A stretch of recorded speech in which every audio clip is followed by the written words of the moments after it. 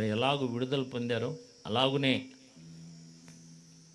ఒక అన్యాయస్తుడైనటువంటి న్యాయాధిపతి, ఎవరికి భయపడనటువంటి వ్యక్తి కూడా మాటి మాటికి వస్తున్నటువంటి ఆ స్త్రీకి న్యాయం తీర్చాలని తను నిర్ణయించుకున్నాడు. కాబట్టి చాలా మంచివాడైన మన దేవుడు న్యాయం తీర్చకుండా దివారాత్రులు తన గురించి మొరపెట్టుకుని చుండగా న్యాయం తీర్చకుండా ఉంటాడా అని ప్రార్థనను బలపరచడానికి దేవుడు తన సేవకుల ద్వారా ఇచ్చిన సందేశాన్ని బట్టి నేను దేవుని స్తుతిస్తూ ఉన్నాను. మనకి ప్రార్థన అంటే విన్నదే కదా అనుకుంటాం, మనకు తెలిసిందే కదా అనుకుంటాం, కానీ తెలిసిందే కానీ సరిగ్గా చేయట్లేదన్నమాట. పట్టుదల కలిగి మానక విశ్వాసంతో గోజాడుతూ.